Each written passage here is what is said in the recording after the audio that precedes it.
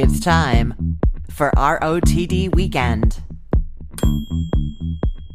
I have a bit of a love-hate relationship with this time of year. Maybe hate is too strong. A love, not as much love relationship with this time of year. And I know exactly what it is. There's so much that I just find joyous and fun and cozy and great. I love the lights. I love the decorations. I love that it is cold enough in Florida right now to have the windows open quite often and wear a sweater, maybe even light our little gas fireplace and have it on while we're watching shows in the evening, snuggled on the sofa, maybe the cat sitting on my lap. All of that is so fun, except there's not that much time to be sitting on the sofa watching shows with the cat on my lap because it is just a crazy time of year. You know, Marty and I had our improv show this past week, and yes, my back was fully recovered for that. Thank you very much to those of you who messaged me to offer advice and to ask how I was doing. I appreciate it. I am back to normal. But yeah, we had our performance this week. It went swimmingly well. It was very, very good, very fun. And my kids finished their final exams. They are home all the time now. And we all went up to St. Augustine for just one night to have a nice dinner and see the Christmas lights. Marty and I are going to see the stand-up comedian Fortune Feimster tonight. I love her. She's in a bunch of things. My favorite is the Handsome podcast. Check that out. We're doing that. We are going to a solstice party in our neighborhood tomorrow. We're having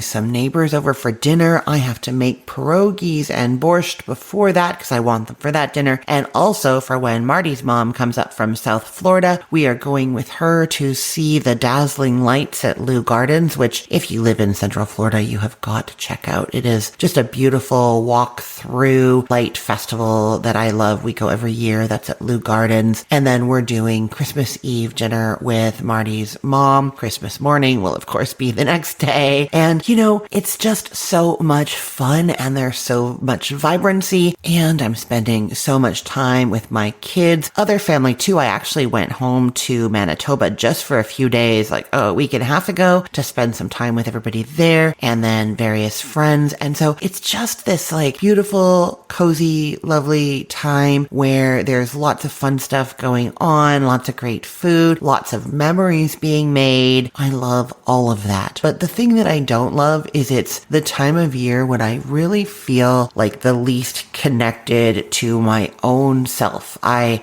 stop going for walks as much. I know I promised last week that I was going to go for walks and drink a lot of water. I have been drinking a lot of water. The walks have fallen through the cracks a little bit more than I would have hoped. But like just less time, less yoga, less reading, less crafting. There's still lots of cooking going on, so I'm connected to that for sure. But it's just like I'm barely sure what's happening later today, let alone tomorrow. And that makes it a little bit harder to carve out time for myself. And well, I mean, maybe that is what the holiday season is about, is it's time for everyone and not time for just me. That makes sense, actually, now that I say that out loud. But yeah, that can make it just a little bit hard to get through it all, that there's not enough time for yourself, for myself, to think and like fuel ourselves, make sure we're okay, touch base, all of that. So while I love so much of it, I find myself kind of lost in this whirlwind and not sure where I'm going next, If any of that resonates with you, I'm going to tell you what I tell myself. Hang on. Things are going to slow down really soon. I sometimes think it's like not coincidental that we have our crazy holiday season and then this kind of hush or lull before New Year's Eve where there's not very much going on and people relax. Back home, we do Boxing Day, the day after Christmas, which I think is kind of like Black Friday in a lot of ways. There's lots of shopping and stuff. But for my family, it was always a day to kind of just stay in your pajamas, eat leftovers, and relax and watch movies together. Just like a hush.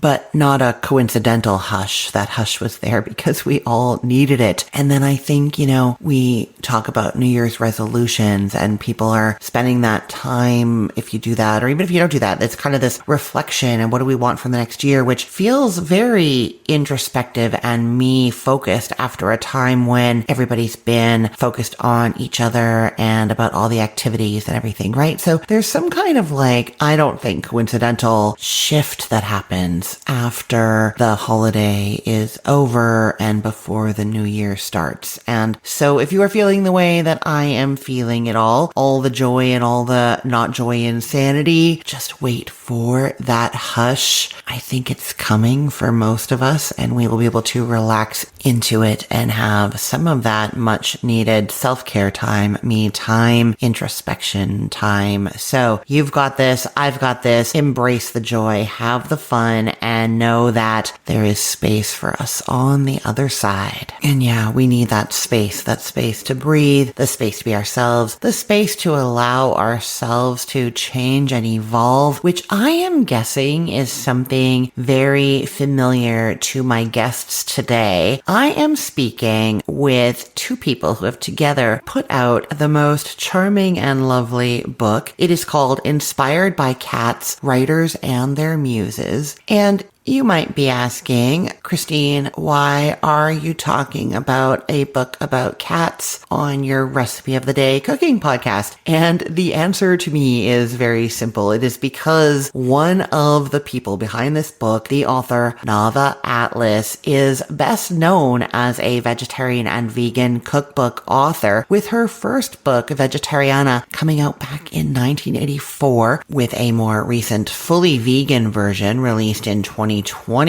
There are many beloved books in her collection, including Vegan Holiday Kitchen and Vegan Soups and Hearty Stews for All Seasons, which had a fully revised edition come out just last year, and I had Nava on the show back then to talk about that, you might remember. And the illustrator for this book is Bob Eckstein, who is best known as a cartoonist with his work in The New Yorker, but he's also an author with a New York Times best-selling book, Footnotes from the World's Greatest Bookstores, in his catalog. So yes, people who do many different things and have many different interests and have come together to share their love of authors and cats and the things that inspire us all. And don't you worry, we will be talking about food as well. Okay, let's do it. Let's listen to my conversation with Nava Atlas and Bob Eckstein. Here we go.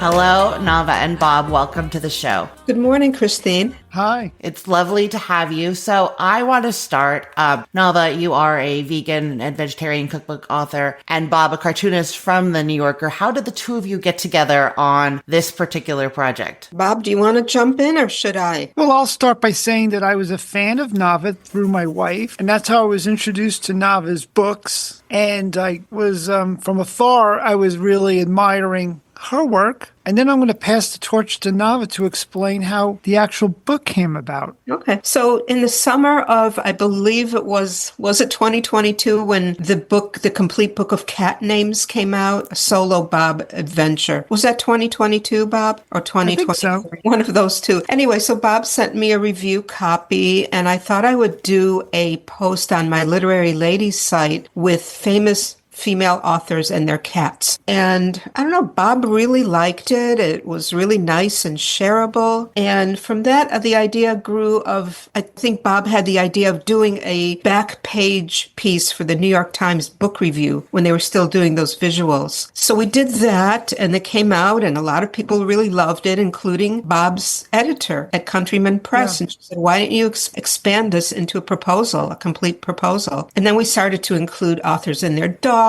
maybe an authors and their birds and their pigs. And then the publisher ultimately said, let's just keep it to cats. Yeah.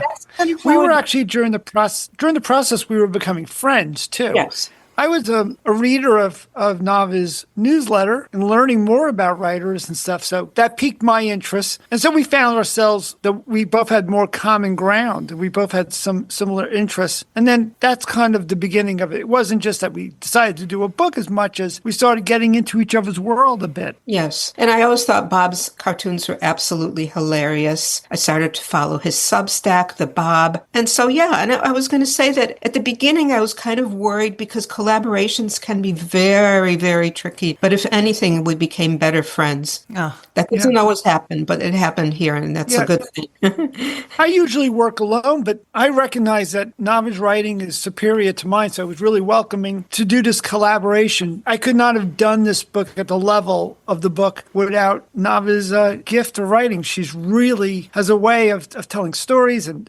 I'm just a fan. Oh, Bob is always so kind. And I was going to say that we both have an incredible work ethic, and I think that's also what helps us. And also, even though I am an illustrator and Bob is also a very good writer, really not to minimize that, Bob, but we kept our roles very separate in this. I was just the writer, Bob was just the illustrator. I love that. So I want to touch on you. You said, Bob, you usually work alone. And I know that one of the lovely things about this book is that the authors usually work alone and the cats are there beside them. Do you feel like that is part of, as a writer, why this topic was so exciting to you? Well, it's case by case. We found that a lot of writers don't get along with people well. They get along better with their pets. And for them, their pet was an inspiration. I love the subject of inspiration, and I've been talking about that in workshops. But everyone finds their own inspiration in their own ways. In my case, I had done a book earlier on museums, and going to the museums and seeing all that artwork was, for me, the inspiration that I need to work. I know Nava's a little bit different. She has had a cat and she loves cats. Yes. Although I'm not sure, Nava, how much is the cat truly an inspiration? And if not, what is your true inspirations? I think that you're going to agree with me when I say that because of our work ethic, we can't wait for inspiration. We sit down and we work. And I have had cats, and now I want to be free to travel. So I sit for cats. I help friends with cats. I go to the cat cafe. I personally am a cat person. I respect the heck out of dogs, but I'm definitely a cat lady. And I really appreciated these stories from both male and female authors about how the cats not only kept them focused, because with dogs, you have to take them out, you have to play with them. Cats really seem to keep these writers on task and sometimes even stared at them to make sure they were still working. And I just thought that it was a beautiful collaboration between human and animal. Absolutely. There's so many wonderful stories. Even some cats became characters in the books. I'm thinking about Judy Blume's Minka cat, lovely. So the authors you chose are from Judy Blume to Dickens, Margaret Atwood, various genres, different times. How did you select the authors? Was there any criteria, or what was the process for choosing whose cat got into the book? Yes. Well, I just want to say that there are maybe around 10 or so living authors. And even though Bob says he works alone, actually Bob knows everybody. And I would argue with Bob that I'm the more introverted of the two of us. I don't know anybody other than my friends and family. But when it came to choosing, Bob chose the 10 or 12 living authors, contacted them, interfaced with them, sometimes was aggravated by them. And I chose the deceased authors based on whether there was a good story behind, not just because they had a cat or they had a cute cat or they loved cats. There had to be an interesting story behind their relationship with their cat or cats. Mm-hmm. So I guess I don't remember if I decided not against any authors, but because I just couldn't find a good story, I probably did. But that was my criterion. I'm sorry, Bob, go ahead. I was going to say another factor was we were trying to get the most important writers that we knew and then find out if they did indeed have a cat and had a cat that was important to them. So we really wanted to have a collection of great writers, including the living writers. We're all big name writers. We approached a lot of the biggest names, and I sat down with some of them. Others I tried to romance into being in the book. And then Nava would take it from there to decide whether or not they indeed had that story that we felt was special enough that made the cut. But we had a lot of people who were not in the book for different reasons. They didn't quite meet the criteria. So it wasn't like there was just the writers considered that showed up in the book. We had quite a few more to choose from, and we were very selective. Yeah, no, they're wonderful stories. Do you have, I would love to ask each of you, a favorite or one that's coming to mind right now that you would like to tell us about? Nava, do you have one? Yes, my favorite depends on when you talk to me and what week it is. But today I hit upon Shirley Jackson, who I think is a wonderful and maybe underappreciated mid-century American writer. So she had a very chaotic household with children, and she loved cats. They weren't just pets. She considered them her familiars. And her husband hated cats. So she would keep anywhere from whether 4 or 6 or sometimes 8 or 10 cats, but she would collect cats that were the same color so that her nearsighted husband couldn't really tell how many of them were in the house at the same time, because he would always yell, "The cats have got to go." So after the black cat phase, there was a gray cat phase. And in a biography, I really love this story. It said, at the time of Shirley's gray cat phase, a friend named Linda came for dinner. One of the cats leaped onto Shirley's shoulder and began to whisper in her ear. Shirley listened carefully, then announced that the cat had recited a poem to her, echoing the understanding between the fictional Mary Cat from one of her We Have Always Lived in the Castle, that was the character's name, kind of an anti-heroine, Mary Cat, and her black cat Jonas. Shirley proceeded to repeat the poem to everyone at the table. Linda reported that it seemed quite natural and believable, and wondered whether her own cats had been trying to talk to her. Was she simply not paying attention? Had she not been listening closely enough? So that's my favorite story this week. Oh, I love it. I love that. Ground on the facing page. There's a little bit of a pull out with the illustrations that Bob did. And by the way, Bob also does beautiful, handwriting. What do you call it, Bob? Your handwritten text. And then the there's handwriting I do, because using a font seems less personal. Exactly. I love the idea of just feeling like we're really communicating, engaging with our readers that way. The effect is exactly perfect. When I got the book and I opened it and I was expecting stories and I was expecting illustrations and I knew that, and then that handwritten text at the top of the illustrations, it just pulls you in and feels like you're there with the author, there with the picture, there with the author. Very present. That's kind of a characteristic of Bob's illustration work, which really is exquisite. Bob, now I'm going to do a commercial for you. Bob's book, Footnotes from the World's Greatest Bookstores. Am I saying that title correctly, Bob? True, yes. It's just unbelievable. And it was a New York Times bestseller. And then the follow-up was last year or the year before's Footnotes from the Greatest Museums. So it's a very similar aesthetic with a story and then some of the handwriting with the illustration. Yeah, no, it's captivating and it just draws you in. As I said earlier, charming. I love those pieces. Bob, do you have a story that is resonating with you this week from the book? Well, as Nava was sharing her story, I was trying to think, what will I choose? And I'm the same way, where if you ask me any day of the week, I have a new favorite. And I've actually been in touch with some of the people in the book, some are friends, and I don't want to choose my friends. So I'm going to pick someone who I was just in touch with, who I was going to see at the Miami Book Fair in 2 days, but I learned that she's actually 3 hours away from the book fair. But I had a chance to thank her for being in the book, and that's Judy Bloom. And Judy Bloom's a nice choice to bring up because she was important to the book. She has a great cat story. And not only that, Nava is actually working on her next project, is including Judy Bloom, who I see on TV always advocating against banned books.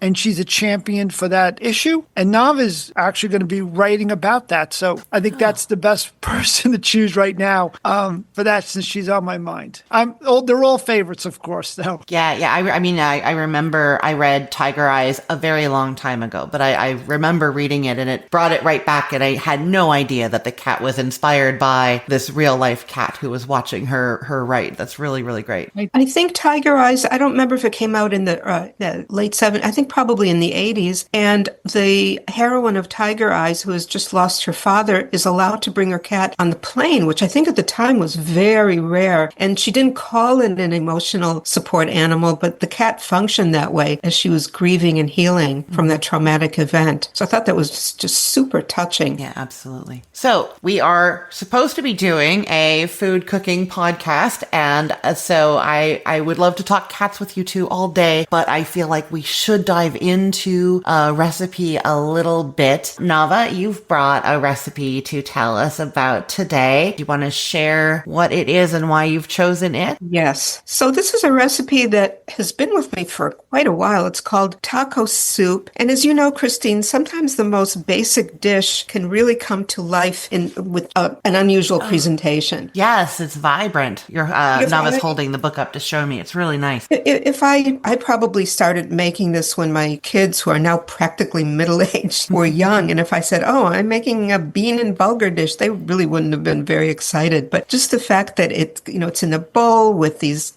tortilla chips facing outward like a star, and then you put the toppings on very much like you'd put in a taco. Everybody was always very excited about this. So I don't know how much detail you want me to go into as far as how to make the recipe. Yeah, however you'd like. You don't have to give ingredient amounts necessarily, but does it start with, I know a lot of your soups start with a sort of a onion or aromatic base. Is that where you're starting with this one? Absolutely. And I was going to say that it also starts with a half a cup of raw bulgur, which is, as you know, is kind of a pre-steamed cracked wheat, and it gives it kind of a meaty texture. Yeah. However, bulgur is a wheat product, so people can also use quinoa as a substitute. It will do the same thing. So yes, it does start with an aromatic saute with onion, garlic, bell pepper, and then it has a choice of pink or pinto beans. You could use whatever beans you have on hand, even black beans. A combination is really nice. And then crushed tomatoes, green chilies, which you could do fresh or canned. I absolutely love cilantro, and then the seasoning. So basically you cook that. It's a very simple chili. And then, as I said, to serve it, everybody has their individual bowl. Mm-hmm. You ladle some of it out. You take triangular tortilla chips and put them along the edge so it kind of looks like a sunburst or a star. It's just really super festive. Mm-hmm. And then there's the usual raw lettuce, very thinly sliced, some diced tomatoes. I use vegan cheese, of course. And really, that's about it. It is a maybe 30-minute prep and cooking time. And it's the kind of thing that really is very satisfying to everybody. It's also very economical, which I think is top of mind to everybody these days. Oh, absolutely. It's also, I'm listening to you talk about it, and it's making me real. It was a soup ahead of its time, possibly, Nava, because nowadays we do all these bowls, and one of the strategies parents use for feeding their kids is the different toppings. Everybody kind of customizes their own, kind of like going to Chipotle or something like that, right? Like that sort of meal. And you were doing this with the taco soup before, with the toppings and having that creation. Well, I've always tried to be a little bit ahead of my time, but now I feel like I'm a little behind the time. No, never. Now, Bob, I know that you weren't necessarily going to talk food with us today, but before we started recording, you were telling us about a favorite salad of Nava's that you make. Do you want to share a bit about that? Because you're making it for this time of year. We made a big decision here what we're bringing for Thanksgiving, and we're going with Nava's pear couscous salad, which includes pearl couscous with diced cucumbers, diced cherry tomatoes, a lot of dill, but the twist is that we add some pear to it, and I'm going to be adding pine nuts, which really gives a nice texture. What's good about this recipe, too, is it is very healthy. We're going to not put too much salt to it. Let people add salt if they want. And that's a big concern nowadays when you're serving a large group, is to make sure someone doesn't feel like, okay, I'm restricted from this or that. Now, your recipe that Nava has shared with me includes avocado, and I feel like avocado could be very polarizing, and I'm wondering if I should dice it on the side and people can add it to the dish, which I should mention, it's served cold. Nava, do you ever serve that dish hot, or is it always a cold dish?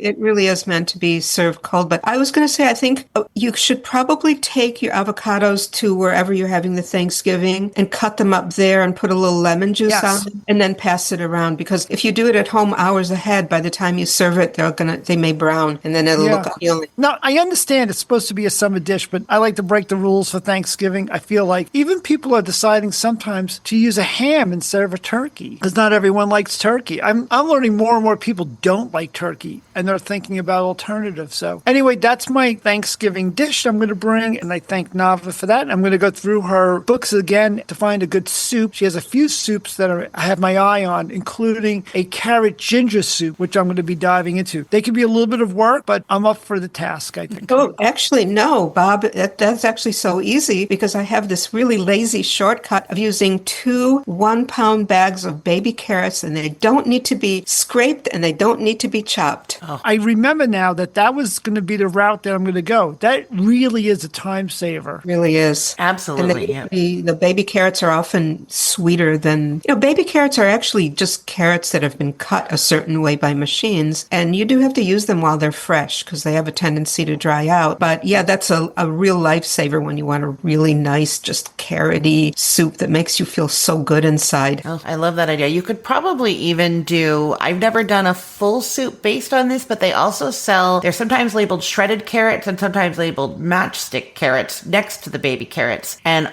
they cook really quickly because they're all fine. So I've never done like a full soup based on them, but I've added them to like a quick chicken noodle soup or something. And they cook, I think they're soft in like 2 minutes in the water because they're so small. They're almost like noodles. But I would say that for the carrot ginger soup to use the baby carrots because they just seem to have a little bit more flavor because the soup is based on it. Whereas in a noodle soup or another soup, they're there for, almost a little bit like eye candy. Yeah, for sure. Well, can you actually, before we say goodbye, Nava, can you tell us which books, if you know offhand, the taco soup and the ginger soup and the couscous salad are in so that people, if they have them, know to go look? Okay, so the taco soup and the carrot ginger soup are both in the 5th edition of Vegan Soups and Stews for All Seasons. And the couscous salad is in Vegan Holiday Kitchen. Lovely. Which is out of print, but still quite available wherever books are sold, as we say. Wonderful. That's great. Well, congratulations to you both on the book. It sounds like you've been each other's muses as much as the cats have been muses to authors, and it really shows in the book, the illustrations, the writing, all of it. It's beautiful. Congratulations. Well, thank you. Can we tell your listeners where they can find us? That is a great idea. Yes, please do so.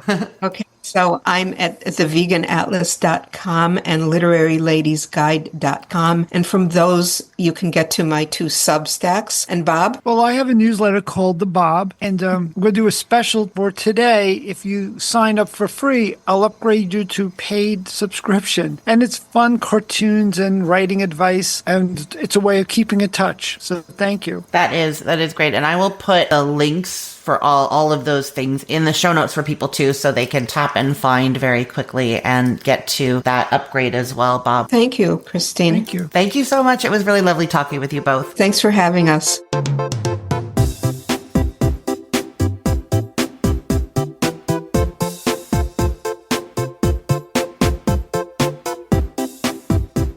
I know you want a copy of this book, don't you? Or if you have a writer in your life or a reader in your life who also loves cats, this is a perfect gift, and I just checked, it is available on 1-day delivery on Amazon here in the US. I will link to that for you in the show notes, or you can check out your local bookstore. It might be there too. But I will just say the book has been on a table kind of near my front door since Nava sent it to me a couple of months ago, and everybody who comes over stops to look at it and comment on it and flip through it. And yes, since that table is the highest spot in that room, our cat Jake has had a couple of naps on that book as well. Thank you, Nava and Bob. It was wonderful speaking with you both. So I normally spend this time on the show talking about what is new on the websites, what I'm cooking, all of that. There is not that much going on because,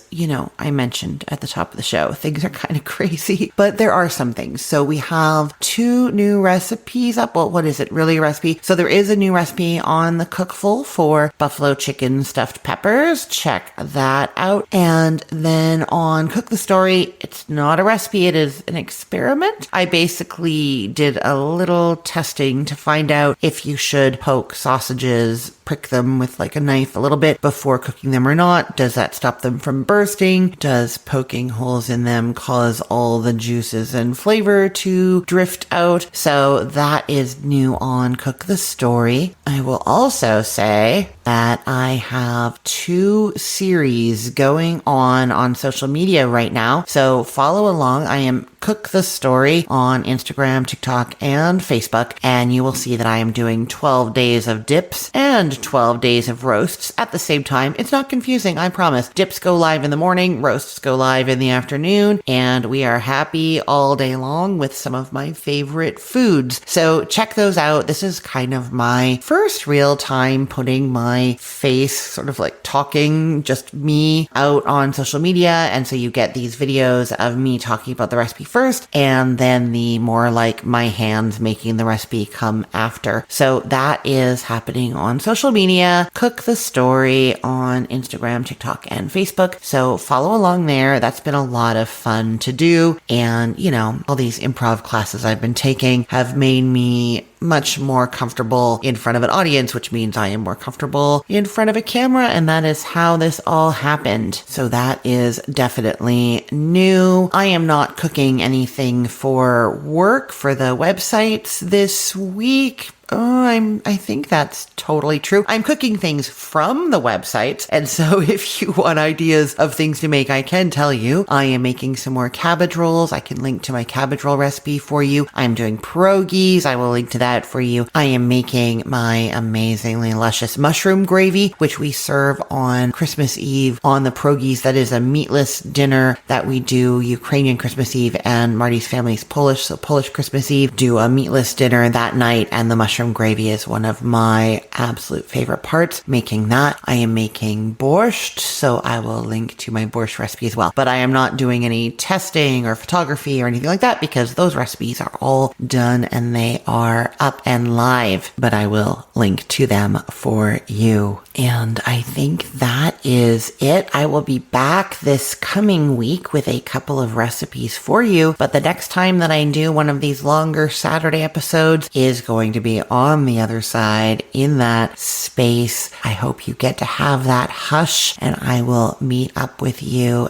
then. Thank you to Nava Atlas and Bob Eckstein for being such great guests. I will link to their book, Inspired by Cats, Writers and Their Muses, in the show notes for you, or just go to your favorite bookstore or Google online for it. You will find it there. And thank you for listening. You've got this. Hang in there. Embrace the joy. Have fun where you find it. And there will be space for us soon. I am Christine Pittman from cookthestory.com, thecookful.com, the all-new chicken cookbook, cookfor2.us, and this podcast recipe of the day. I hope you have a great weekend. Let's get cooking.